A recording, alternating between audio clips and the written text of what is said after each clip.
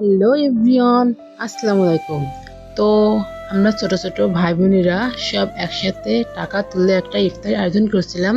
তো কালকে তো তোমাদেরকে বলছিলাম যে একটা ইফতার আয়োজন করছি। তো চলো কি কি আয়োজন করছিলাম সেগুলো তোমাদেরকে দেখাই। আশা করি তোমাদের এই ভিডিওটা ভালো লাগবে। তো তোমরা কারা কারা এরকম ভাই বোনেরা একসাথে মিলে টাকা তুলে ইফতারি দাও তারা কিন্তু অবশ্যই কমেন্ট করবা। তো প্রথমে আমরা একটা হাঁড়িতে তেল দিয়ে দিলাম। এখন আমরা ছোলা রান্না করব। তো ছোলা রান্না করার জন্য এখানে প্রথমে দিয়ে দিলাম পেঁয়াজ রসুন আর মরিচ বাটা, আর দিয়ে দিলাম দারচিনি এলাচ আর জিরা বাটা দিয়ে এখন মশলাটা ভালো করে কষিয়ে নিব। তা এই পর্যায়ে মশলাটা যখন কষানো হয়ে যাবে তখনই কিন্তু ছোলাগুলো দিয়ে দিব।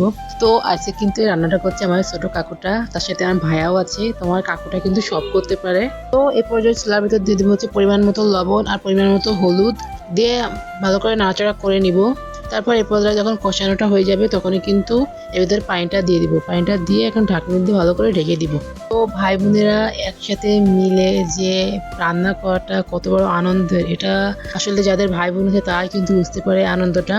একদিন হয়তো আমরা সকলেই বড় হয়ে যাব, কিন্তু এই ছোটবেলার স্মৃতিগুলো সকলেরই মনে থাকবে চিরকাল। কথা বলতে বলতে কিন্তু এই পর্যায়ে রান্না করাটা শেষ। এখন আমার কাকু হাঁড়িটা নিয়ে যাচ্ছে বাড়ির ভিতরের দিকে।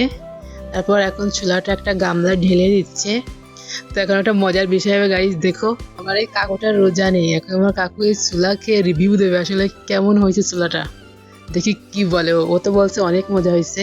চলো আর কি কি দিয়েছিলাম সেগুলো তোমাদেরকে দেখায়। তো এখানে দিয়েছিলাম হচ্ছে আপেল, আর দিয়েছিলাম হচ্ছে তরমুজ, তারপর দিয়েছিলাম হচ্ছে শসা, আর দিয়েছিলাম হচ্ছে খেজুর, তারপর সর্বশেষ এখানে ডিম।